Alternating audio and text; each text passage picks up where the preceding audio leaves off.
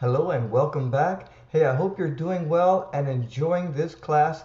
I hope you're improving in your TOEFL skills because you will be passing soon. Remember, everything is hard until you know how to do it and you practice a little bit to get good at it, and then it's easy and you're passing your TOEFL IBT. All right, in this video, we're going to talk about answering negative detail questions in the reading passages. Negative detail questions can be tricky because it's the opposite of the other questions. In other words, in the negative detail questions, you have to eliminate choices that are true or mentioned in the passage, and you have to pick the opposite one.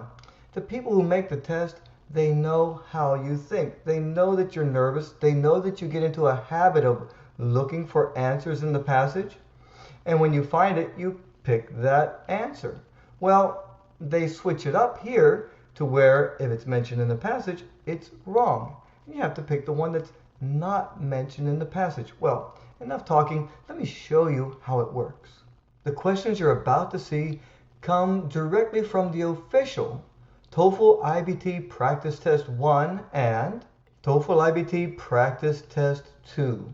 Remember, when you're practicing for your TOEFL IBT, use only genuine TOEFL IBT practice tests. Here we are at test number 1, question number 19 of the TOEFL reading section, and let's follow the procedures. Procedure number 1, identify the question type.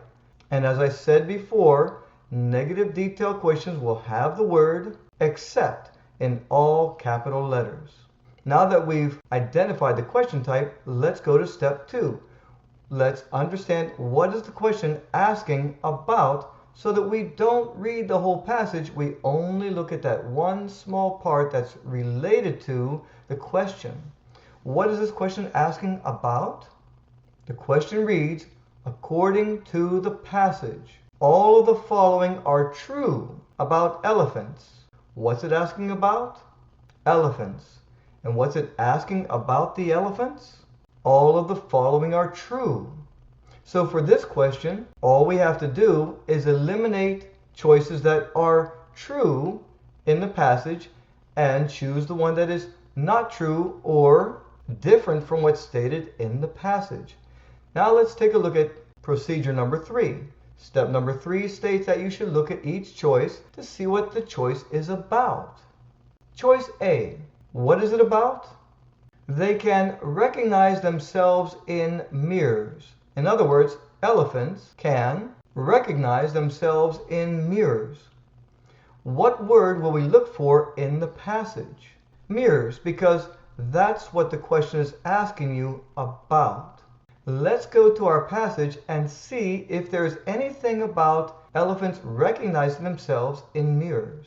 Here we are at our passage, and we want to go as quickly as we can and find where it talks about elephants. Now remember, we never read the entire passage.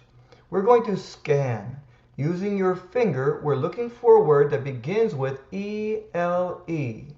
And you'll find the word elephants here. If you take a moment to look, you'll see that the word elephants is nowhere else in the passage. This is consistent with the TOEFL IBT. That's why I say you can read less and get a higher score. Now, what are we looking for with choice A?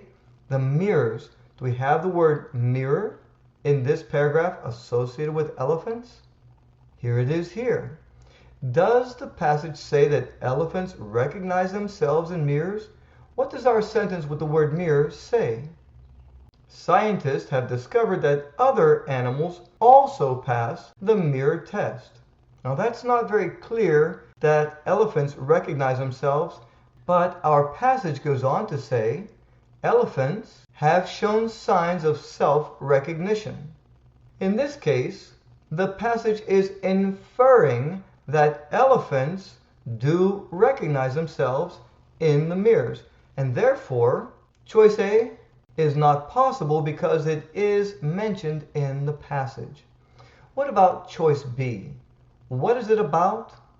Choice B states they are highly intelligent animals. Do they say anything about elephants being highly intelligent animals in the passage? Let's take a look.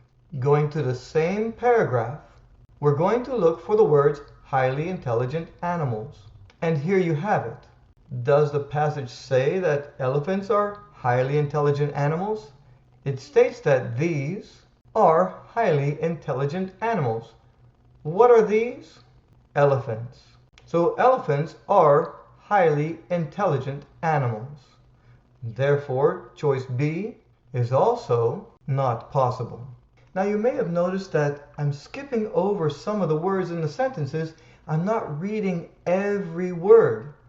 I'm not trying to read every word. I'm reading for the general idea.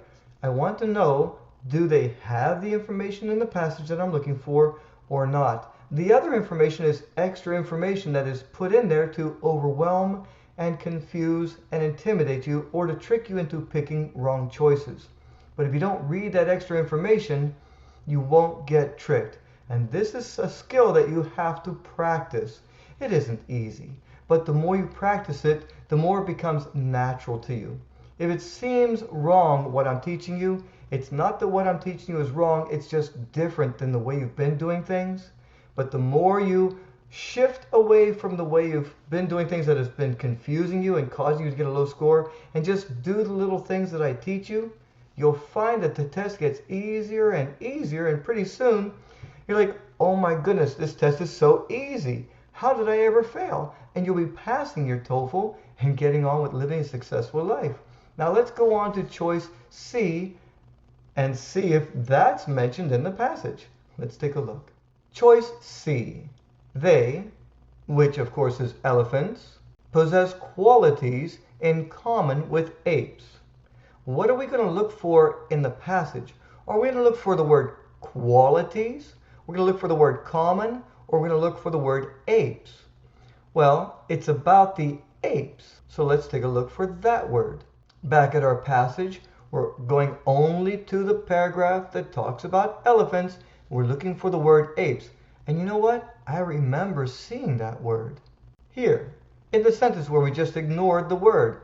And what does it say about the apes and the elephants? It said, these, meaning elephants, like the apes, are highly intelligent animals.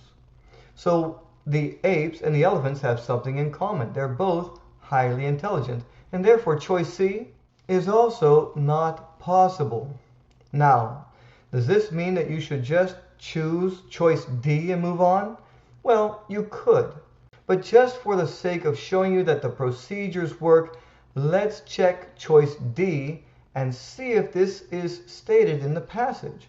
Or if it's true, is it saying the same thing as what's stated in the passage? Choice D, what is it about? Elephants understand certain signs from other animals. What will you look for? Signs. Why are we looking for signs? Because that's what the question's asking you about. It's about the signs. What about it? The signs from other animals. But we're looking for the word signs. So let's go to our passage and look. Again, looking at our paragraph that's only about elephants, we're scanning quickly, looking for a word that begins with S-I-G. Do we see the word signs? There are many S words, but nowhere do we have the word signs, and therefore choice D is not mentioned at all, and credited answers in the TOEFL negative detail questions are not mentioned or different from what's stated in the passage. So choice D is the credited answer. Okay, so that was an easy question, and it'll be even easier on the test because you'll have the passage next to the question, and it'll be very easy for you to put your finger on the word in the choice and put your finger on the passage to search. So that makes things much easier. And that's it for answering negative detail questions. Know that you're passing your TOEFL IBT, and if you have any questions, don't struggle. I'm here to help you. You can email me directly at this email address, and I will respond to you and help you to pass your TOEFL IBT. Oh, and one last thing. Please let other people know about my course so that I can help as many people as I can. I'm helping you. Help me. That's it for this video. I'll see you in the next.